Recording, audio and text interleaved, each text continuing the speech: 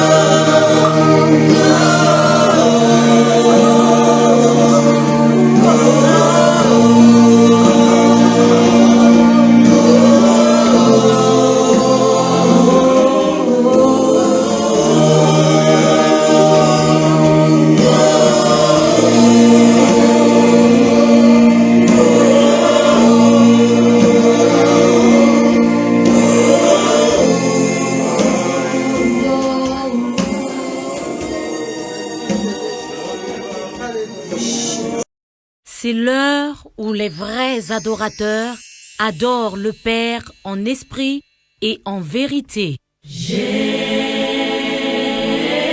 roi de toute la terre, la joie des êtres célestes. Soyez bénis, enfants de Dieu, soyez bénis, princes et princesses, soyez bénis, héritiers, soyez bénis, servantes et serviteurs de Dieu, soyez bénis, amis de Dieu, justifiés, sanctifiés, élus de Dieu, soyez bénis, que toute la gloire revienne à notre Dieu, lui qui nous aime, lui qui nous fait du bien, et voici qu'il nous donne encore de nous retrouver autour de sa parole, dans l'amour spirituel et fraternel.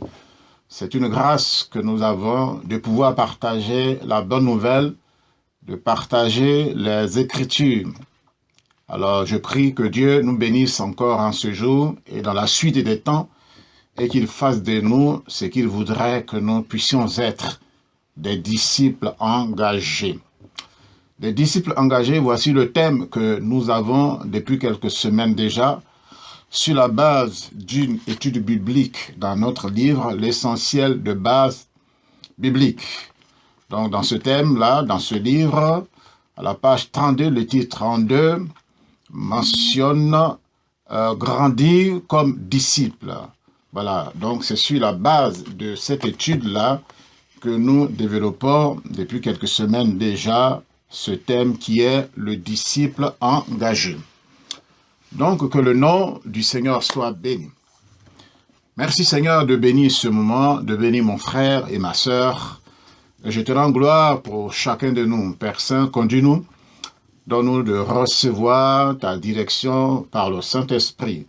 Donne-nous d'être instruits, donne-nous d'être des bien-aimés, des personnes engagées avec toi, de ceux qui sont avec toi, qui glorifient ton nom, qui te servent, qui t'aiment de tout leur cœur. Sois avec nous. Et que ce moment soit béni. Au nom de Jésus, nous avons prié. Amen. Voilà, bien-aimés, après donc avoir étudié le mercredi passé les 4 dimensions du disciple, les 4 dimensions du disciple, dont je rappelle, premièrement, être enfant de Dieu, être né de nouveau, être devenu enfant de Dieu. Et naturellement, quand on est enfant, on est aussitôt héritier ou héritière. Deuxième point. Troisième élément, c'est que nous devenons après des serviteurs et des servants de Dieu. C'est le but de notre appel d'ailleurs. Cela continuant, nous devenons après des amis du Seigneur. La profondeur des choses nous amène à être des amis du Seigneur. Que Dieu soit béni. Vous pourrez retrouver ceci sur notre page Grâce et Vérité Facebook, sur YouTube aussi. Et nous pouvons partager, je vous invite à partager ce thème, et le thème que nous allons voir aujourd'hui. Voilà, tu peux juste cliquer, tu peux partager. Tu peux aussi mettre des j'aime. J'aurais voulu que vous réagissiez. Je bénis Dieu pour ceux qui réagissent, qui en écoutant la parole de Dieu mettent des amen, mettent des alléluia, mettent des cœurs. Cela encourage les autres. Cela encourage les enseignants. Cela montre que nous sommes là, que nous participons, que nous suivons notre enseignant, notre pasteur, qui est notre leader également, et nous, disciples. Voilà, donc bien-aimés, nous voulons vous sentir participants avec nous à cette parole. Soyez bénis au nom de Jésus.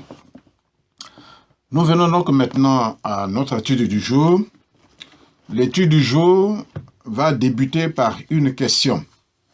Je vais vous poser une question. Donc aujourd'hui, nous allons participer ensemble.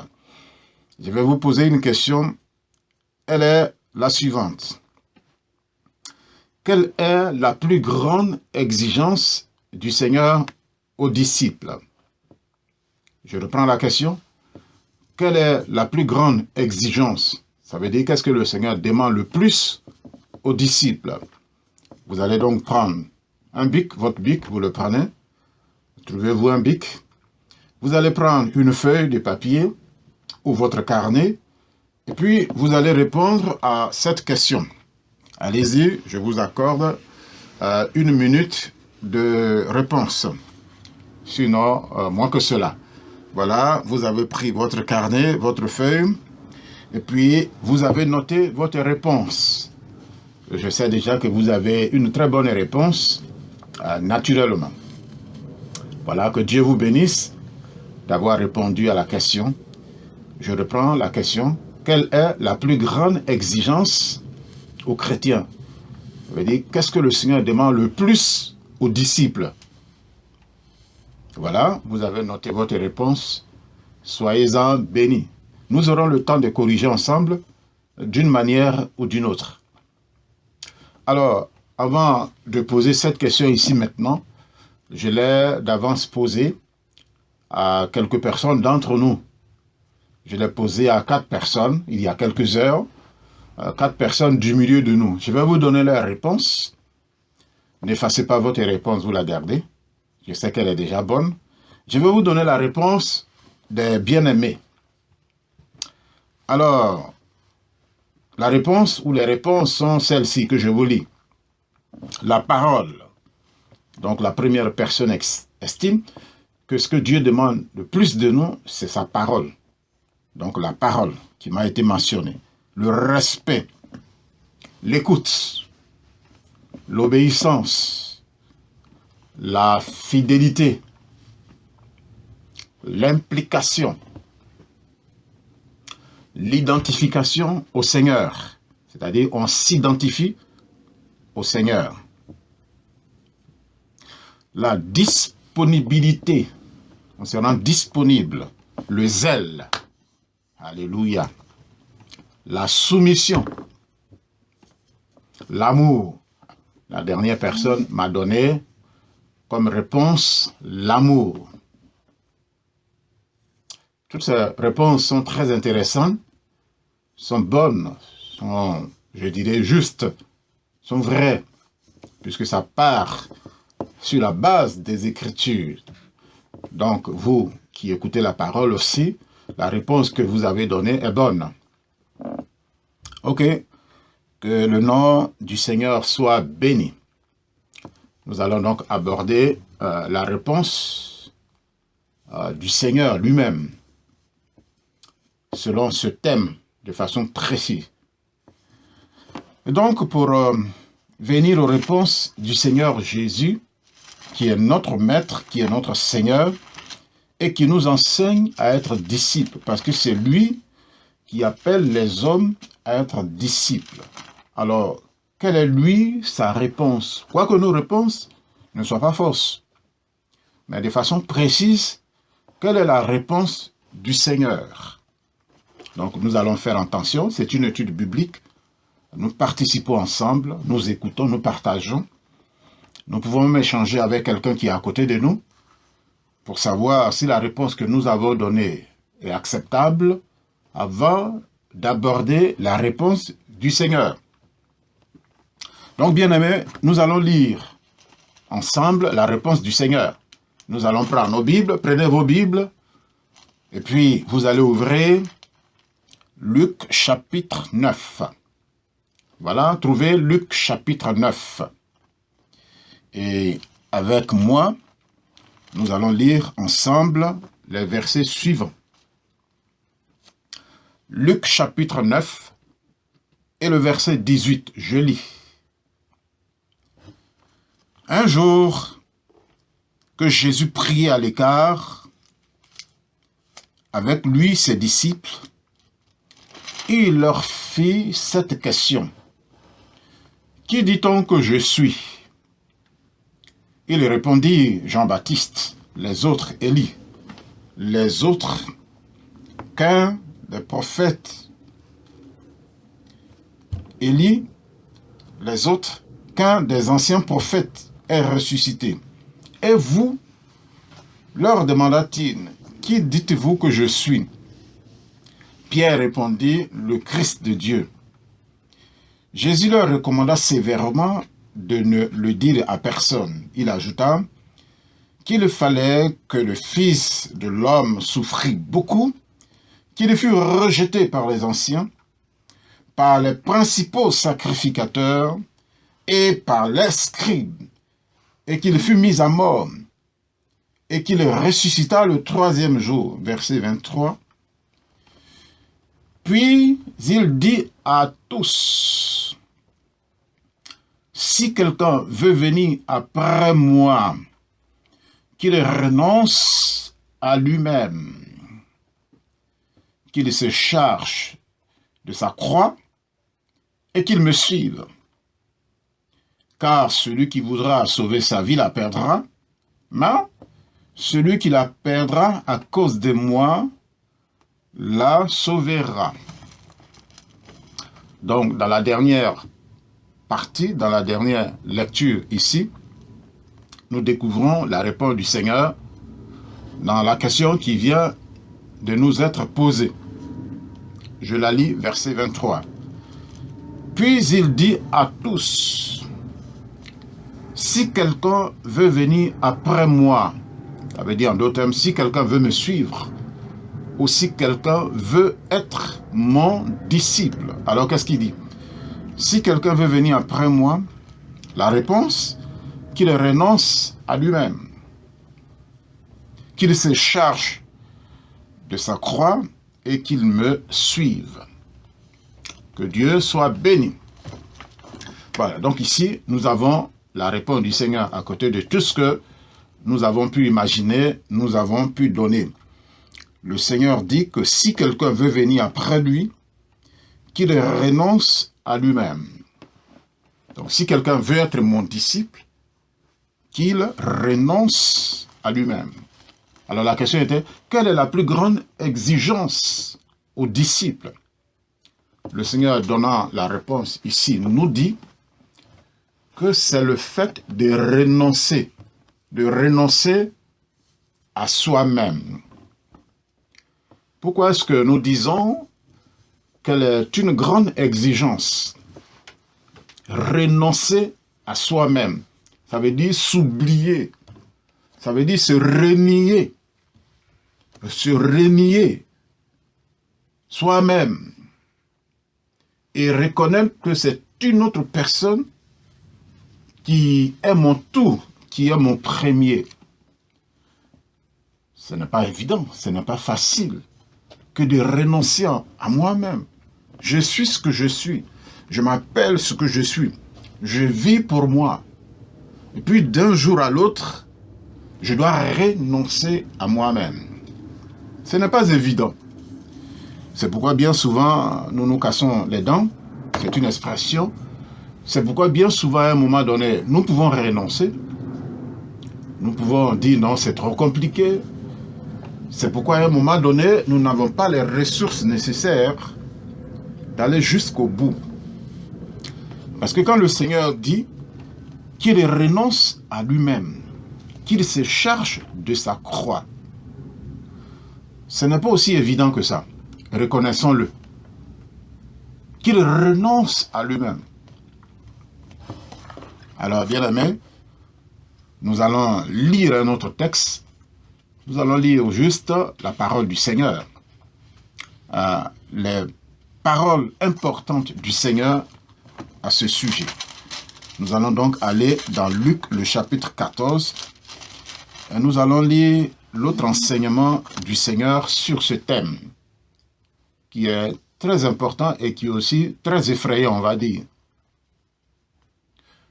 Très effrayant, parce que demander à quelqu'un de renoncer à lui-même, ne sois plus toi-même, sois quelqu'un d'autre, alors que je m'aime, alors que je pense que j'ai toujours raison, alors que je pense que ce que je fais est bien, alors que je pense qu'il faut que je sois le premier, alors que je pense qu'il faut que ce soit moi qui soit vu, ça y est dans la nature de l'homme. Ça y est dans la nature de l'homme. Et puis, il y a quelqu'un qui vient, qui s'appelle Jésus, et qui dit, si toi, tu veux me suivre, il faut renoncer à toi, mais il faut dire que tu n'existes pas. Il faut dire que ce n'est pas toi. Il faut dire que c'est quelqu'un d'autre. Alors, c'est une difficulté. Renoncer à soi-même. Donc, c'est une très grande exigence ici que le Seigneur pose à tous ceux qui veulent être ses disciples. Alors que Dieu nous aide à bien comprendre cette parole, à côté des réponses que nous avons données, qui sont vraies, qui sont justes. Mais ici, nous voyons de façon pratique et de façon exacte ce que le Seigneur dit aux disciples, l'exigence qu'il leur donne pour pouvoir le suivre. Alors, je lis la deuxième lecture qui va confirmer la première. Nous sommes à côté, juste Luc chapitre 14. Vous tournez 2 pages, je pense. Et puis, vous trouvez cette lecture. Luc chapitre 14. Nous allons lire ensemble. À partir du verset 25, bien aimé, nous allons lire. Il est écrit ici. De grandes foules faisaient route avec Jésus. De grandes foules du moins, faisaient route avec Jésus. Vous savez que Jésus guérissait, il avait la renommée, il avait l'onction, il a le pouvoir, il fait des miracles, il chasse les démons, il a de bonnes paroles. Et donc, naturellement, les gens le suivaient partout où il allait. Il y avait les 12, certes, mais il y avait aussi d'autres personnes, de ville en ville, de village en ville, le cortège croissait. Bien souvent, ceux qui le suivent, parce qu'ils veulent faire partie d'une certaine ambiance qu'on appelle foule, parce que dans la foule, on se raconte beaucoup de choses, on peut rencontrer des amis, ou bien mon ami est dans la foule, donc je m'intègre dans la foule, je marche avec eux, il y a certainement ceux qui chantaient, ceux qui racontent des histoires, il y a tout ça, ceux qui espéraient recevoir un miracle, entendre une bonne parole, ne serait-ce que voyager simplement, aller de ville en ville, un peu de distraction. Et donc il y avait tout ça, ou attiré par l'image, par ce personnage impressionnant, qui chasse les démons, qui guérit les malades, qui fait des choses extraordinaires. Personne ne voulait se faire raconter ce personnage qu'on appelle Jésus de Nazareth. Donc, la Bible dit que de grandes foules faisaient route avec Jésus. On pourrait peut-être les appeler ici des disciples. Bon, celui qui est là-bas, et puis qui voit les gens passer, il va dire, bon, ce sont les disciples. Mais dans ces disciples-là, les uns et les autres étaient là pour des raisons diverses. Il y a ceux qui étaient vraiment des disciples, il y avait les gens de la foule, il y avait tout ça. Donc Jésus, la suite, nous dit quoi? Il se retourna. Donc Jésus se retourne en marchant, et puis il regarde la foule. Et puis il dit à la foule, il se retourne, et il leur dit, si quelqu'un veut venir à moi, donc si quelqu'un veut venir après moi, et s'il ne hait pas son père, sa mère, sa femme, ses enfants, ses frères, ses sœurs, et même sa propre vie, il ne peut être mon disciple. Vous auriez compris, nous aurions compris cette parole. Il ne peut être mon disciple. Et quiconque ne porte pas sa croix et ne me suit pas, ne peut être mon disciple. Voilà, nous sommes en train d'être enseignés sur qu'est-ce qu'un disciple.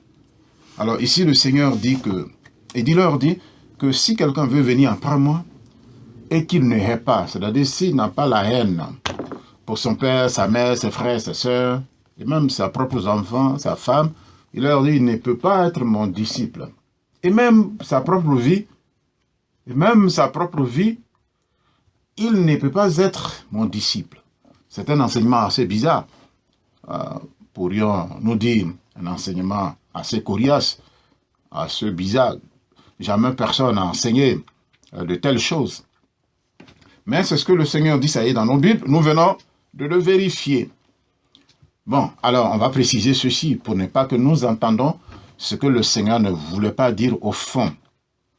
Quand il dit que si quelqu'un veut venir après moi, s'il n'est pas son père, sa mère, on va ajouter ses cousins, ses tontons et tout ce que vous voulez, son patron, voilà, tout ce que vous voulez, ses enfants, jusqu'à même sa propre vie, le Seigneur dit, il ne peut pas être mon disciple.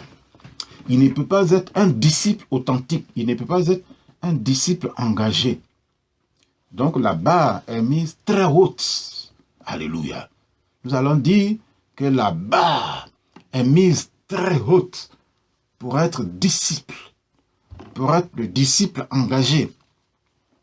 Haïr ses enfants, son père, sa mère, sa propre femme, jusqu'à même sa propre vie. Bon, ok, ne vous inquiétez pas.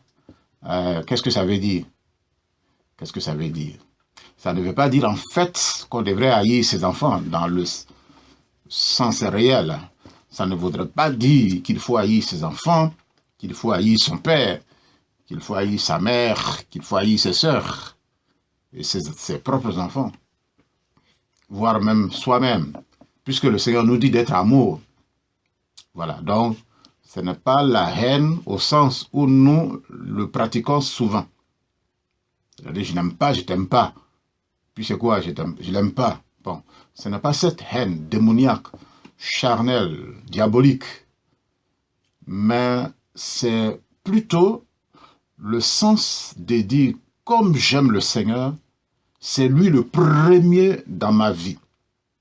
Et donc, comme je le mets au-dessus, c'est d'abord l'intérêt que je porte au Seigneur. C'est d'abord l'amitié qui me dit premièrement au Seigneur et qui va après conditionner les autres amitiés ou amours.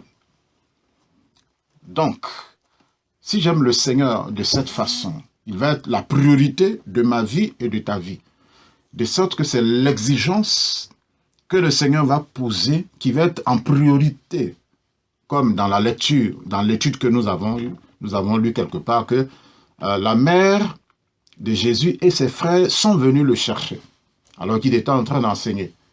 Et il dit à la personne qui vient le chercher, mais qui est ma mère? Qui sont mes frères et mes sœurs? Ce sont ceux qui écoutent la parole de Dieu et qui y obéissent. Donc là, nous voyons que Jésus a refusé, quoique la parole de Dieu dise d'être soumis à son père et à sa mère, c'est écrit. Cette parole vient de lui-même. La Bible nous donne la réponse du Seigneur.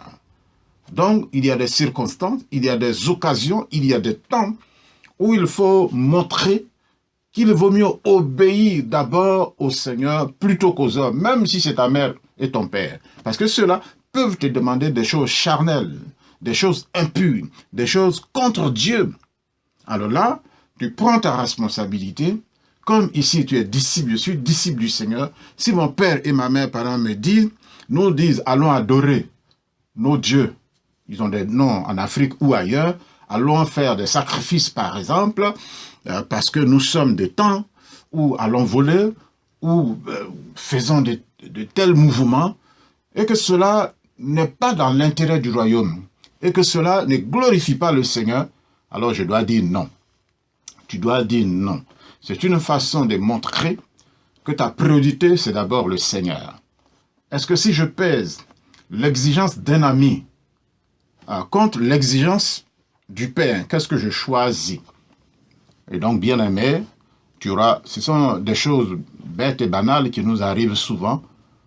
Par exemple, un matin, je dois venir à l'église, et puis un ami se pointe devant chez moi, il dit qu'il est venu me saluer. Bon, je fais la balance, mon ami, tu es venu me saluer, on s'assoit, on boit un coup, on bavarde. Ou bien je te dis, bon, allons à l'église. S'il dit non, moi, toute ma vie, c'est tous les dimanches matin, je suis à l'église. Bon, je dois choisir. Alors là, je serai en train d'appliquer ici ce que le Seigneur dit. Tu aimeras d'abord le Seigneur. Tu dois renoncer à toi-même, à tes amis, à tes parents. Suivant les circonstances, il faut que tu mettes d'abord Dieu en priorité. Il fait froid. Est-ce que je me lance pour aller servir Dieu? Ce n'est pas le temps favorable. Est-ce que je peux prier? Là, le matin, que je me sois réveillé. L'Esprit me dit, tu dois adorer ton Seigneur.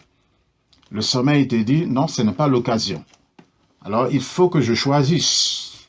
Ça, c'est aimer le Seigneur plus que soi-même, renoncer à son sommeil. C'est peut-être le temps qu'il me faudrait pour me reposer. Mais en ce temps-là, l'Esprit de Dieu me dit de servir Dieu. Qu'est-ce que je fais? Et donc, vous voyez, bien-aimés, ce sont dans ces dispositions que l'exigence aux disciples va s'accomplir. Que Dieu nous bénisse et que l'Esprit de Dieu nous éclaire. Nous allons continuer et nous allons découvrir que c'est donc pour nous des occasions de faire crucifier notre orgueil, notre fierté. Parce que ma fierté me dit que je suis très important. Ma fierté me dit que j'ai étudié, je suis un grand intellectuel, par exemple, et que je ne pourrais pas m'abaisser, je ne pourrais pas être un petit bonhomme au milieu des petites gens. Mais quand on a été crucifié, né de nouveau, il y a eu de grandes personnalités qui se sont abaissées, qui ont été comme des simples hommes. Il peut être chef d'entreprise, il peut être président, il peut être tout ce qu'il peut être dans le monde sociétal. Mais quand il vient devant Dieu, il est un homme ordinaire. Et là, quelquefois, beaucoup n'arrivent pas à comprendre cela. Il s'est dit, moi, je connais, je suis intellectuel, j'entre dans un milieu, par exemple, l'adorateur de Dieu. Il dit, le pasteur qui est là, qu'est-ce qu'il connaît? Moi, j'ai bac plus 15. Qu'est-ce que lui, il peut m'apprendre? Ah, ce n'est pas le même terrain. Alors, si on n'arrive pas à s'abaisser, on va avoir tout faux. Donc, renoncer à soi-même, c'est renoncer à cette fierté qui va nous boucher les oreilles. Et les pharisiens ont eu ce problème parce qu'ils se disaient qu'ils ont étudié, ils connaissent beaucoup. Quand Jésus est venu, ils ont dit, mais lui, qu'est-ce qu'il peut nous apprendre? Donc, bien aimé, devenir disciple, le Seigneur nous dit que nous devons renoncer à notre orgueil. Quel que soit ce que tu connais. Ce que tu connais, c'est bien. C'est bien. Dieu nous donne d'apprendre. Ce que tu es, c'est bien. Tes priorités sont peut-être bien, mais il arrive à un moment où nous devons mettre les priorités de Dieu devant. Nous devons donc apprendre à refuser certaines choses parce que le Seigneur les refuse. Et nous devons briser nos entêtements personnels qui nous empêchent d'être vraiment des disciples authentiques de Dieu. Que Dieu nous bénisse, bien-aimés. Alors, je voudrais nous dire dans cette étude qu'en fait, vous savez, bien-aimés, il est facile à un homme de dompter toutes choses, de dompter le vent, de dompter la nature, de dompter les créatures, de dompter le lion, de dompter l'éléphant, de dompter certaines choses. Mais la chose la plus difficile, c'est de dompter l'homme. Dompter l'homme, c'est-à-dire l'amener à être ce que Dieu veut. Nous-mêmes, nous amener à être ce que Dieu veut. C'est pourquoi la plus grande exigence ici, c'est de renoncer à soi-même. Parce que nous avons tendance à résister à Dieu. Vous voyez toute la Bible, vous lisez l'histoire d'Israël, les Juifs, tout ça. C'est pas aussi simple que ça. C'est compliqué. Donc, le ministère le plus important, c'est d'arriver à se faire dompter par le Seigneur. C'est pourquoi la parole de Dieu dit, quelque part dans le livre de Galates 3, le verset 27, que ne savez-vous pas que nous tous qui avons été baptisés en Jésus, c'est en sa mort que nous avons été baptisés, nous avons revêtu le Christ. Ça veut dire que ce n'est plus moi qui vis là, on le dit quelque part, mais c'est Christ qui vit en moi. Oh, que l'Esprit de Dieu nous donne de revêtir vraiment Christ, afin que nous ne soyons plus de nous-mêmes. Donc le plus grand ministère, c'est d'arriver à dompter l'homme. Vous avez l'histoire de ce fou de Gadara. La Bible dit qu'il était fou furieux et personne ne pouvait le dompter dans son village. Seul le Seigneur est arrivé à le dompter en chassant ses démons. Et quand cet homme a été dompté, qu'il est devenu lucide, il est devenu un missionnaire de Dieu. À l'image de cet homme, le Seigneur veut nous dompter. Nous les fous furieux, nous les orgueilleux, nous les raisonneurs, nous les calculateurs, nous les connaissants et les connaisseurs, nous les raisonneurs, nous qui avons toujours raison, nous qui faisons selon nous-mêmes. Et la parole de Dieu vient taper sur nous comme de l'eau qui tombe sur la roche, mais qui ne pénètre pas. Nous qui sommes tous cela, il y a une seule personne qui est venue vraiment pour nous dompter, par sa grâce et par sa parole, et qui s'appelle le Seigneur. Et lui, dans son enseignement, il dit, si vous voulez me suivre, et quand il met si, ça veut dire que vous n'êtes pas obligé. Le si, c'est au conditionnel, ça veut dire que tu n'es pas obligé en fait. Tu n'es même pas obligé d'aller à l'église, parce que la question qu'on a posée là, certainement qu'il y en a qui ont écrit que la plus grande exigence, c'est de prier. La plus grande exigence, c'est de donner sa dîme. D'autres ont dû répondre comme ça. La plus grande exigence, c'est prier le matin. La plus grande exigence, c'est de pardonner à ses ennemis. La plus grande exigence, c'est d'aimer sa femme, par exemple. La plus grande, donc je sais que vous avez écrit beaucoup de choses comme ça, mais la base, c'est de renoncer à soi. Quand tu renonces à soi, quand tu as renoncé à soi, alors tu peux accepter facilement celui pour lequel tu as renoncé à toi-même. C'est lui maintenant le premier, c'est lui le chef. Tout ce qu'il va commander va passer facilement. Alors bien aimé, aujourd'hui, voici ce que le Seigneur pouvait nous enseigner. Et donc, toi et moi, revenons à l'Écriture et retenons simplement que si nous voulons être disciples, si nous n'avons pas renoncé à soi-même, si nous n'avons pas un jour pris nos genoux, que nous n'avons pas fléchi nos genoux, que nous ne nous sommes pas prosternés pour dire, Seigneur, prends tout à moi, brise tout à moi, sois mon Seigneur, sois mon directeur, sois mon patron, sois mon chef, je me soumets à toi, je suis revêtu en toi, de sorte que je suis dans la barque, tu m'amènes où tu veux. Bien aimé, que le Seigneur nous bénisse, que sa grâce soit avec nous. C'est une entreprise coriace, devenir disciple. Et devenir disciple du Seigneur. On peut même être ancien dans l'église, mais on peut ne pas être ce disciple que le Seigneur cherche encore. On est encore soi-même. On connaît certes, on est là certes, on traîne peut-être la carapace d'anciens même dans l'église, mais on n'est pas forcément brisé. Le Seigneur peut nous des consignes, et puis nous on est ailleurs, on traîne. Les pieds, on fait comme on veut.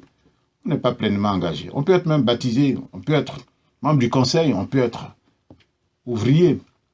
Mais on n'est pas aussi soumis que le Seigneur l'aurait voulu. On peut être là parce qu'on est là, que Dieu nous visite et que nous puissions vraiment renoncer à soi-même. Si je renonce à moi, que le Seigneur me dit, tu ne commettras pas d'adultère, tu ne mentiras pas, tu ne voleras pas, tu feras ci, tu ne feras pas ça. C'est Jésus qui commande, qu'il nous bénisse et que sa visitation soit notre partage. Soyons bénis, mes bien-aimés. Je prie que l'Esprit de Dieu me visite et que je sois totalement soumis au Seigneur, que je renonce à moi, que je renonce à moi. Je lis un dernier verset.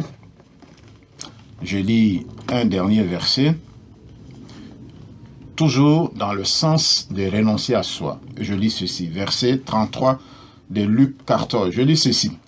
Ainsi donc, quiconque d'entre vous ne renonce pas à tout ce qu'il possède, ne peut être mon disciple. Nous allons conclure par là. Le Seigneur dit que si quelqu'un ne renonce pas à tout ce qu'il possède, il ne peut pas être mon disciple. En fait, ça veut dire quoi? Si tu as une maison, est-ce que tu dois renoncer à ta maison? Si tu as un compte en banque, est-ce que tu dois renoncer à ça? Si tu as, c'est pas moi, des champs, si tu as des biens, est-ce que tu dois dire non, je n'en veux plus? Non, parce qu'il est écrit ici qu'il renonce à tout ce qu'il possède. S'il ne renonce pas à ça, il ne peut pas être mon disciple. Est-ce que c'est ce que le Seigneur veut dire? Non. Donc, je restitue les choses dans leur contexte. Cela veut dire que si tu possèdes des biens, tu peux posséder une voiture, un bateau, un château, de la renommée, de l'instruction, mais toujours réalise que c'est d'abord le Seigneur. Parce que lui, il peut t'arracher ça, tu les arracher comme il veut aussi. Donc, toujours, tout est d'abord pour le Seigneur. Je suis pour le Seigneur. Si je suis instruit, si je suis docteur, si je suis ingénieur, si je suis président. Une fois, George Bush, je l'ai entendu, non pas George Bush, Trump disait il n'y a pas très longtemps, il faisait un meeting, et il disait le boss, le patron, ce n'est pas moi, c'est Jésus-Christ. Oh, les gens ont acclamé partout parce que c'est le président des États-Unis qui le dit. Bon, est-ce que c'est fait à lui, le traduisent? Mais ce qui est sûr, je l'ai entendu dire dans l'un de ses meetings, un président de la République encore des États-Unis qui dit que Jésus est le boss, le patron. Ça, c'est merveilleux. Qu'il soit notre patron. Et renoncer à tout ce que nous possédons, ça veut dire que tout est pour lui. S'il me demande de prendre dessus, s'il me demande de faire cela, de prendre ça pour aider, de prendre ça pour construire, pour honorer son nom, je dis oui et amen. C'est ça qu'on appelle renoncer à tout ce qu'il possède. Tout est disposé pour le Seigneur et tout est pour la gloire de Dieu. Soyons bénis, mes bien-aimés, que la grâce du Seigneur soit avec nous. Soyons des disciples engagés pour la cause du royaume, pour les choses de Dieu. Soyons des disciples engagés. Que Dieu nous bénisse et à la prochaine. Que Dieu nous bénisse, sois béni. Seigneur, bénis tes enfants, fortifie-nous, donne-nous la capacité de comprendre tout cela. Et nous te disons merci, Papa. Toi qui nous façonnes et qui par le Saint-Esprit nous rend capables de devenir des disciples engagés. Que ton nom soit béni, Père Saint, pour mon frère et ma sœur qui ont suivi. Bénis-les et donne-nous dans l'humilité, dans le brisement, d'être des disciples engagés au nom de Jésus. Amen. Père, nous t'acclamons.